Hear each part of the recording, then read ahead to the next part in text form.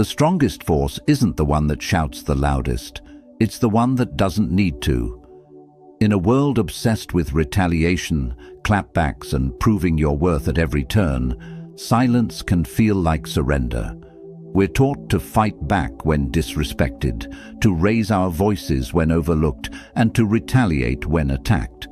But what if the real power lies not in resistance, but in restraint? This is the paradox. You gain true dominance not by opposing the enemy's energy, but by mastering your own. That's where Machiavelli enters. Niccolo Machiavelli, the controversial thinker of power, manipulation, and political control, understood something most people still don't. He believed that control over one's image, emotion, and reaction is far more lethal than brute force. He wrote in The Prince, "It is better to be feared than loved, if you cannot be both." But fear, in this sense, wasn't about violence. It was about control, of perception, of timing, of silence. So today, we explore 6 silent rules for total dominance. These aren't about empty flexes or mind games. They're about calculated growth, unseen strength, and the subtle art of becoming unshakable. Let's begin this journey with open eyes. Not just looking outward, but inward. You'll find that dominance isn't about controlling others. It's about never letting them control you. I want you to drop this affirmation in the comments. Silence is my strongest move. Before we dive in, make sure you like, comment, and share this video.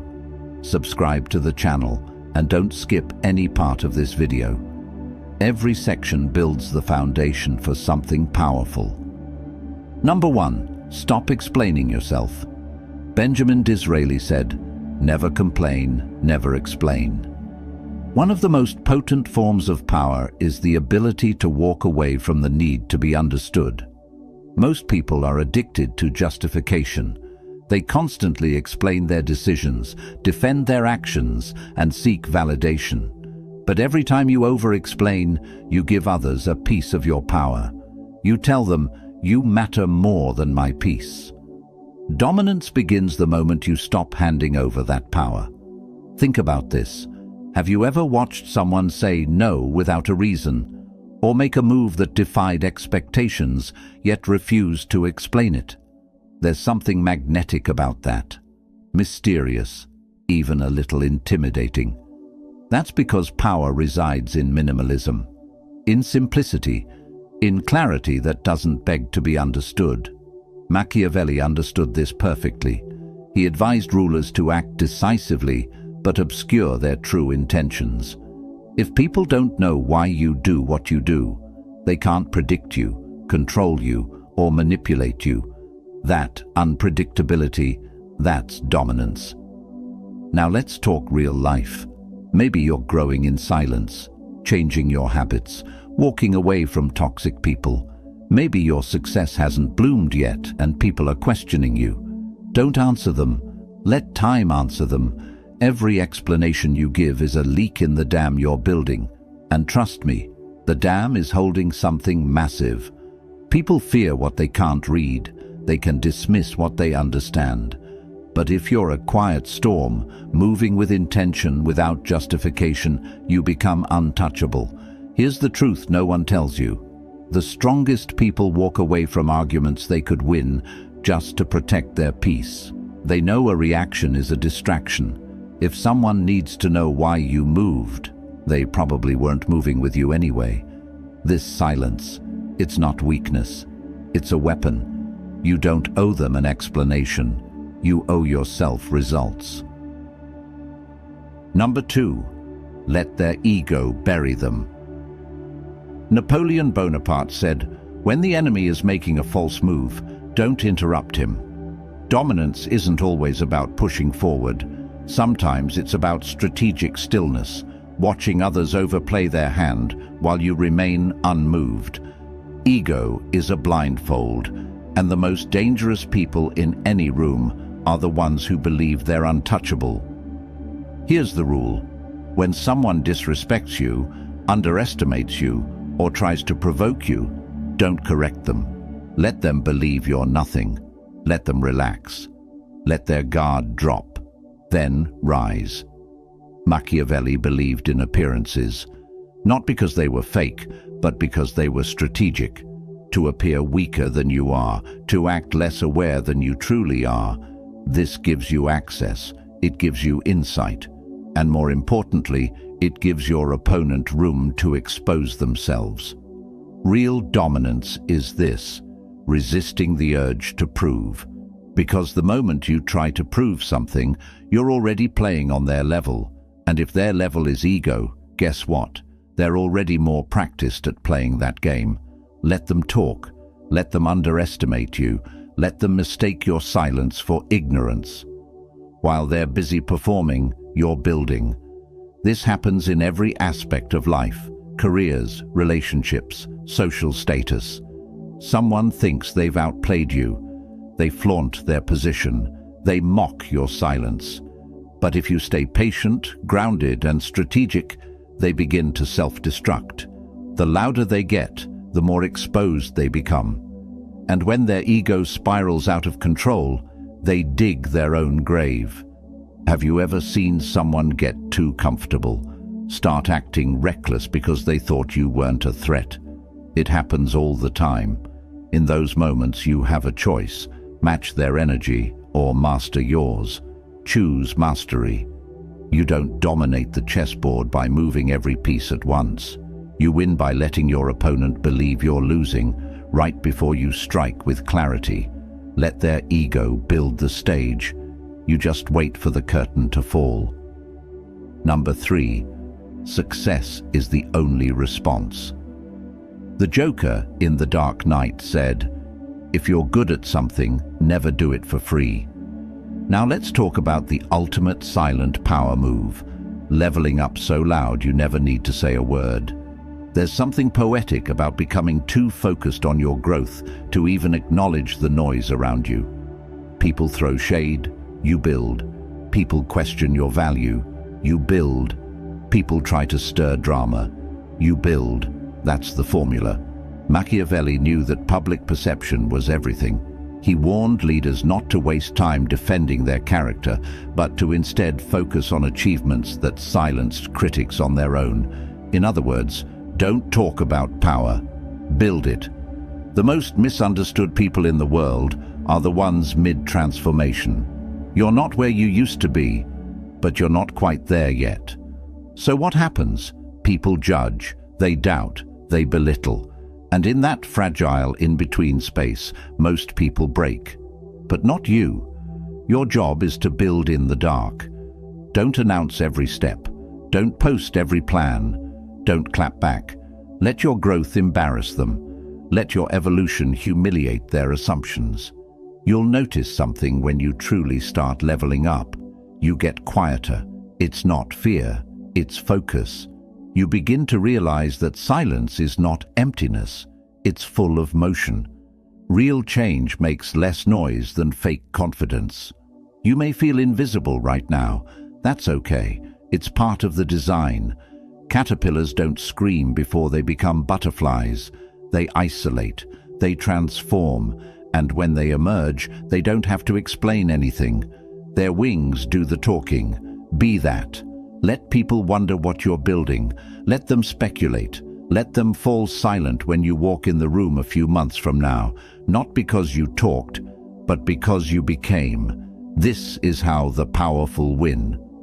With results, with silence, with evolution that can't be denied. I want you to drop this affirmation in the comments. Success is my only response. Number 4. Disappear to rise. Marcus Aurelius said, "Withdraw into yourself.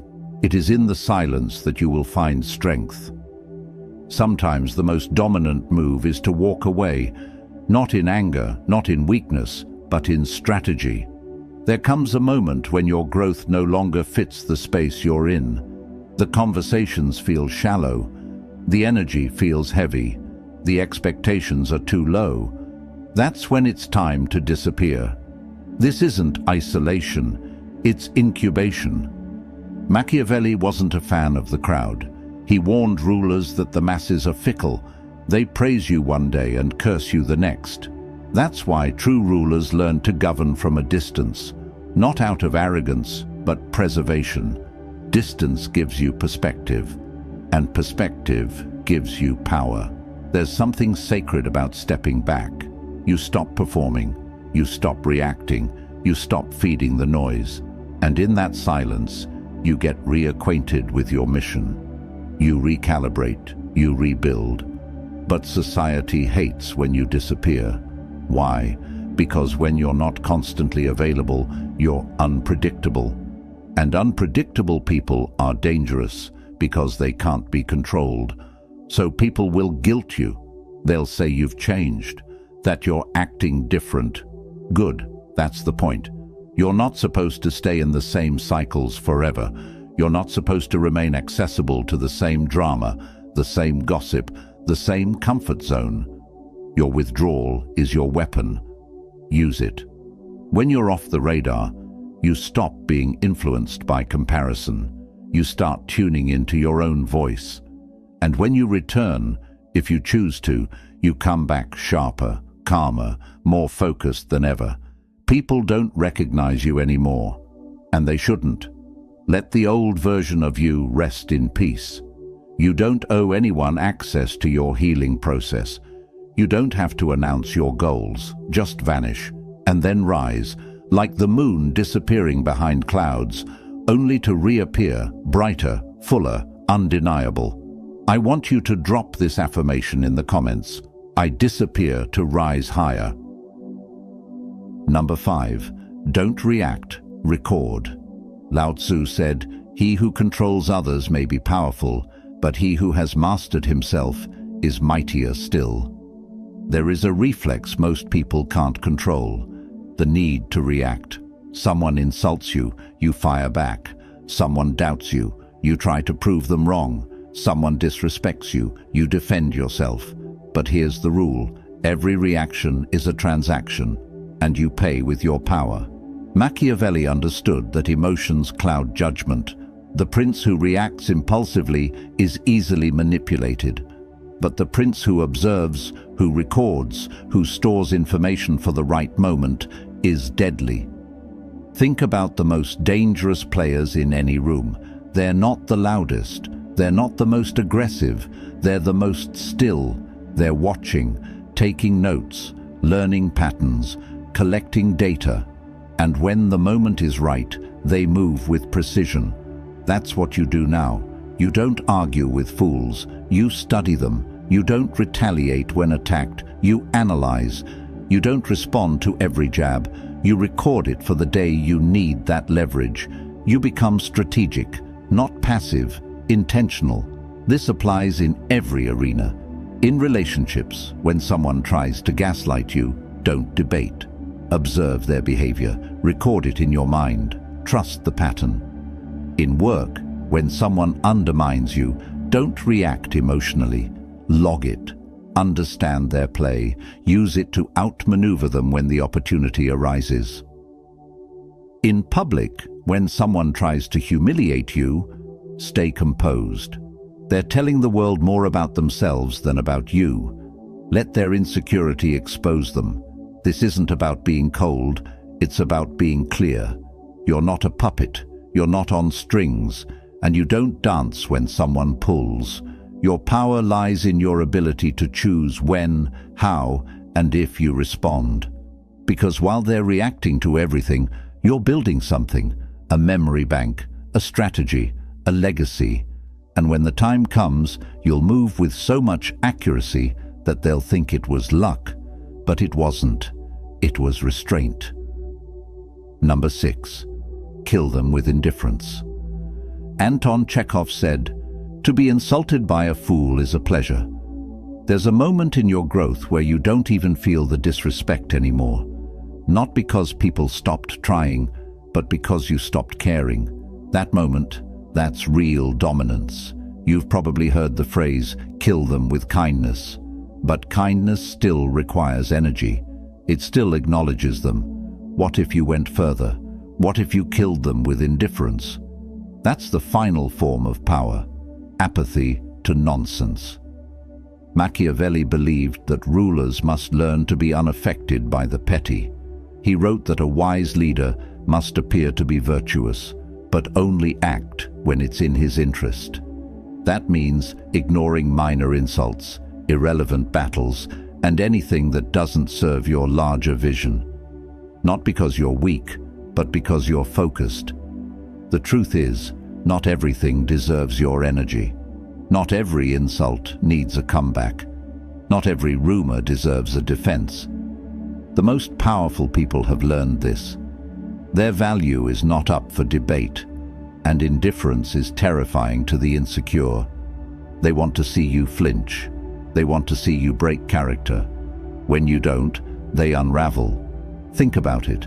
When someone tries to provoke you and you simply smile, nod, or even walk away, what happens? They escalate. They get louder, more dramatic. Why? Because your silence is deafening. It says, "I'm not on your level." That's what dominance looks like. Not noise, not revenge, but the cold, quiet decision to not even acknowledge the attempt. Let them talk. Let them try to provoke you. Let them ask why you're not affected. Let them wonder.